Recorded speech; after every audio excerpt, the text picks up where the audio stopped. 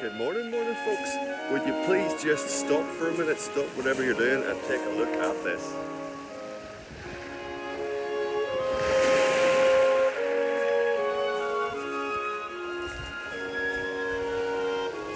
Just doing a wee report for you. Could be my only one of the day, so I will try to make it as special as possible. Waves are not like Dave's, but any other Tuesday is fine. That's a popular song. I'm sure you're all familiar with it. That was written about the lovely things that we do call waves. Now there are waves today, folks. There's a few waves. They're tiny. They're tiny. I wouldn't say they'd be a great surfing experience, these waves that you see today. And I'm sure you will all agree with me on that one. But folks, I do want to talk to you about waves. And these waves here, they're a fairly good example of what I wanted to talk to you about. When it comes to the waves, you see, the waves down here on the West Sussex coastline have got a very particular and unique elegance about them. Everyone knows this, they always look at them, they kind of get lost, kind of get transfixed. I know I certainly do, just looking at the very elegant waves. They just got a very elegant waviness to them. I'm sure you'll all agree. But it wasn't always like this, folks. Because the waves in the West Sussex area did not used to be as pretty as they are now. As elegant, folks. They used to just splish and splash all over the shop, and the children did not enjoy going in the sea because the waves were just not very nice or very elegant looking, and the parents who would bring their children down to the beach, of course, would be sitting back watching their kids, expecting them to enjoy going in and out of the sea and chucking their wee balls to one another. And they couldn't even have a nice time because they thought, look at the state of those waves. They're just rubbish. Which is not an ideal situation, folks. I'm sure you all agree. So, even the dogs, folks, the dogs didn't like the waves. So I think it's fair to say the waves were not popular. Nowadays, folks, until things changed for the better. They changed for the better in the year 1970. 1970, I hear you say, what on earth is Mr. Stephen on about with these rubbish historical facts? They're not rubbish historical facts, folks. They're very good historical facts. I do deal mainly in facts, and I try to deal mainly in top grade, good stuff, good facts. So buckle yourselves in once again, folks, because I've got a wonderful fact for you today. 1970, right? No one's happy with the waves down here. So the Worthing Town Council took it upon themselves, as they often do, folks. They like to take control and deal with the issues.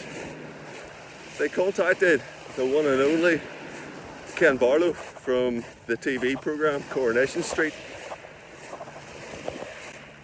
That's right, folks. Ken Barlow. A name that makes men quite impressed and slightly jealous, and a name that makes women swoon.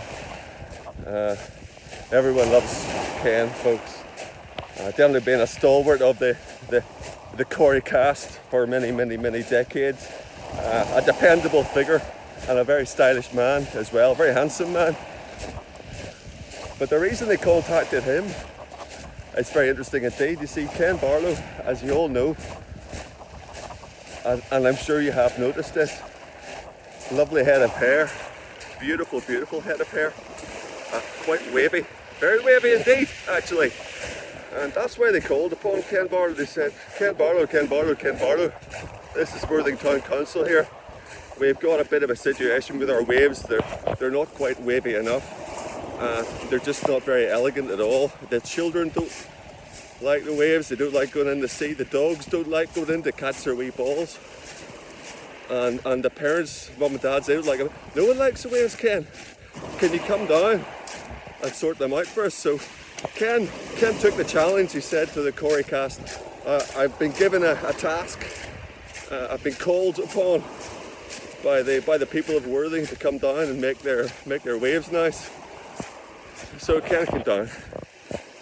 I don't know too much about exactly what he did, folks, but it involved building wee structures, and I had to do this obviously at low tide. He built these wee structures there that affected the water when it came in and shaped them into nice elegant waves. I'm not sure about the science behind it. You'd need to ask Ken Barlow himself more about that, folks, because that's not my area of expertise. But he did it, folks. He did it. He made the waves all nice and elegant. Another great interesting thing about Ken Barlow, folks, and something you probably won't know about, but that's my job. That's my job. I'm here to give you the new facts that you don't know about. The reason he thinks his hair is so wonderful and full and wavy is because he believes that it's a steady diet of cashew nuts. Cashew nuts, cashew nuts, cashew nuts. What on earth is Mr. Stephen on about today? Well, folks, it might sound like an unusual way to keep one's head of hair very, very beautiful and wavy, such as Ken's. But that's what he believes, folks. He believes that his daily intake of cashew nuts, which is quite large, he has his nuts for breakfast and lunch, and then for dinner he'll allow himself, something else. For example, a nice pie dinner. But folks, he said once in an interview that he went off nuts for a little while, just almost like an experiment to see. He felt he was also getting a wee bit too addicted to them, so he just wanted to see if he could kick the habit for a few weeks and see how it go on. The folks sat here, the hair started straightening out on him. He was very, very distressed indeed, and he did find that he wasn't getting as much attention from all the women, because Ken liked a bit of attention, folks. We all know that. He liked to play around, liked to go hopping in and out of various women's beds. Certainly lived a full life, if you know what I mean, folks. Anyway, back to the Worthing waves that Ken Barlow sorted out. He did it. The waves were never the same again, but people do forget. People forget. It's a real shame. You, for example, probably don't know about this fact that I'm telling you today. And a lot of the younger folk around here, they haven't got a clue. They haven't got a clue. I want to get the message out there and let people know exactly what happened here back in the year 1970 with Ken Barlow. Just take a wee step up there, folks, on the beach bench. You see, you speak to the older people, people who were around and living a life back in 1970. You go and talk to them, any of them about it, folks, and they'll know what you're talking about. They say, oh, that was brilliant that year. That was the year Ken Barlow came to town. And that was the year our waves started getting much, much nicer and much more elegant, just like Ken Barlow's hair. And whenever it's a nice day and the waves are going very nicely indeed and they're looking particularly elegant, an old person would look at another old person very close to them and say, that's good Barlow today, that's very good. You see, that was a wave, that was a good crashing wave there, folks. That was a sign that this is a very, very good fact that I'm telling you.